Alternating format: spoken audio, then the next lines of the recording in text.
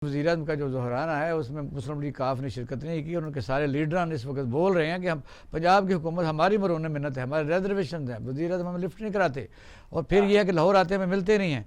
मुस्लिम league काफ ने कहा कि ये हुकूमत हमारे सहारे पर खड़ी है, जब चाहें आप इसको गिरा सकते हैं। क्या कहें? मेरा ख्याल है कि सियासत इसी का नाम है और सियासत में इख्तलाफात होते रहते हैं और फिर वो इख्तलाफात खत्म कर लिए जाते हैं। तो ये एक जमहूरी अमल है। मैं समझता हूँ कि काफ का अगर कोई नाराजगी है और वो नहीं गए तो इससे कोई ऐसी कोई अनहोनी बात नहीं है। सबका भी अदवार में ऐसा होता रहा है।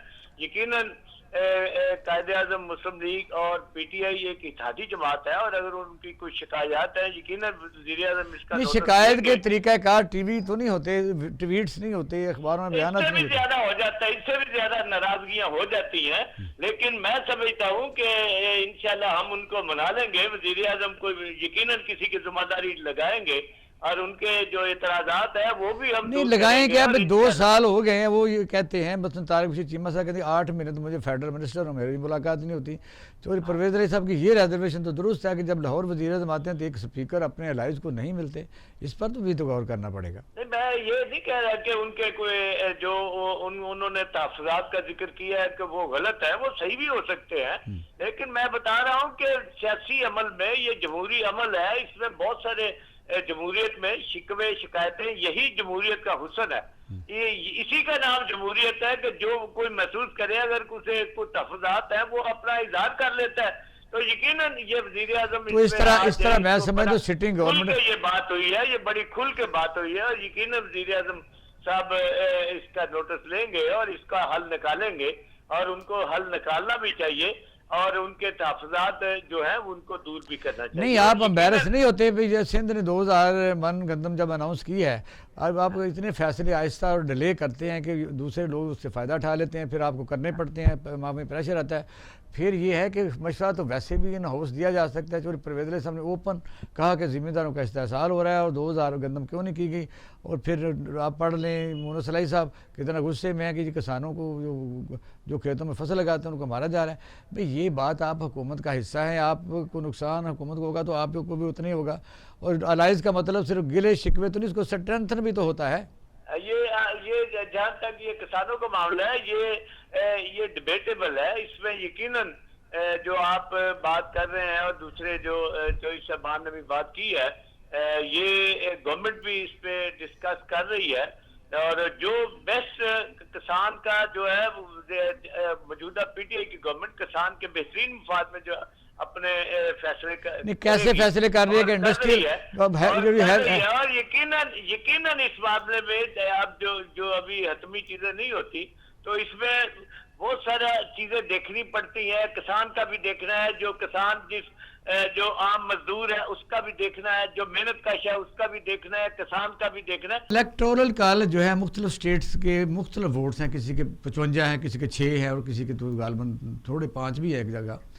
ये उसको कैसे जज करते हैं कि इस रियासत के 5 वोट हैं, इस रियासत के 55 वोट हैं, ये आबादी के लिहाज से या वहाँ मुंतखब नुमाइंदों के लिहाज से या किस तरह का ये सिस्टम है? दोनों चीज़ों को कॉम्बिनेशन है। आपने देखा होगा मुंतखब नुमाइंदों की भी साथ साथ लिस्ट आ रही है और ये भी आया कि 2 मुस्लिम वुमेन रिपीट हो गई हैं, इसके बाद और भी लोग हैं।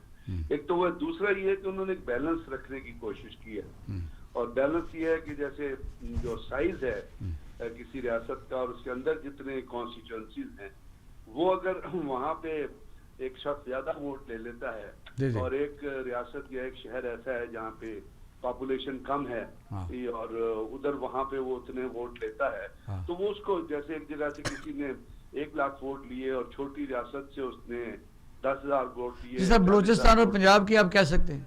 जी हाँ, तो वो बैलेंस करने के लिए उन्होंने एक सिस्टम रखा हुआ है अपने तरीक़ाकार से कि जिसके जरिए तमाम वो ये समझते हैं कि हर रियासत को इक्वल जो है वो शेयर मिले।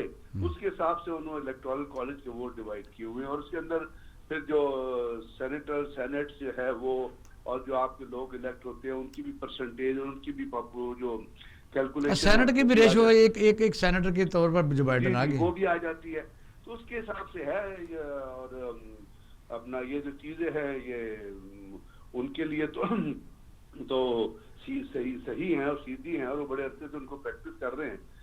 जो बाहर के लोग होते हैं जैसे हमारे हैं, हम हैं, हमारे यहाँ क्योंकि टोटल वोटों की स्ट्रेंथ देखी जाती है और टोटल वोटों की तादाद देखी जाती है और उसके हिसाब से फैसला किया जाता है कि किसने ज्यादा वोट लिए और वो, लेकिन उनका चूंकि मुल्क बहुत बड़ा है और उन्होंने उसको बैलेंस करना था तो उन्होंने उसको इलेक्टोरल कॉलेज का दर्जा दे दिया। तो सर ट्रंप जो है ये रिपब्लिकन जिस वक्त से ये आया है, अगर देखा जाए तो उसने अपना जो नारा जब आया था फर्स्ट अमेरिका का, तो रोज़गार का, उसके आगे वो चलते चलते उसने तो जंगों को ज़्यादा अहमियत नहीं दी। हालांकि डेमोक्रेट के ज़माने में अभी वो यही कह रहा है कि ये तो एस्टेब्लिशमेंट हमारी चाहती है जंगें लगेंगे रहे, हमारा जो हार्डवेयर जंगी है वो बिकता रहे। इस दौर में जंगें नहीं हुई। या बिल्कुल ठीक है।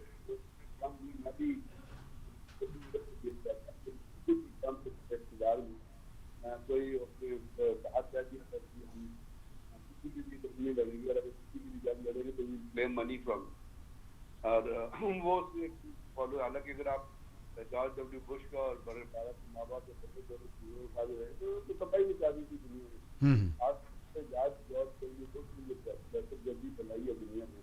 I think he is the most terrorism minded और जो उसे झूठ बोला है दुनिया से, जिसने उसे फरेब किया, धोखे किया दुनिया से, वो जो 9/11 का वाकया जो शायद ने करवाया था, उसके जरिए जो उन्होंने उसने जो अफगानिस्तान में तबाही मचाई, अफगानिस्तान को तबाह बर्बाद किया, इराक को तबाह बर्बाद किया, तो वो तो मतलब एक कम्युनिटी की चाह थी ना कि आप बड़ी बार होके अफगानिस्तान के अंदर कोई शख्स इन्वॉल्व था अफगानिस्तान 9/11 के अंदर।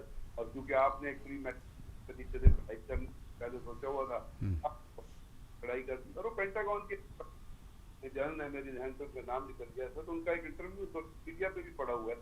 तो पूछा था कि मैं पेंटागन में गया तो मैं डोनाल्ड ट्रंप वो सेक्रेटरी ऑफ द स्टेट का पास गया तो उसने कहा जी we going to attack Iraq and Afghanistan. तो कहते तो उन्होंने कहा क्यों, वजह क्या? कहता जी वजह तो मुझे पता। कहता मैं अगले दिन गया तो उसने ड्राफ्ट एक लिस्ट उसने कहा जी पहले हमने इराक करना है, फिर इंडिया करना है, फिर हमें काम करना है, फिर अफगानिस्तान करना है। तो he said कि मैंने why what is the problem, they have nothing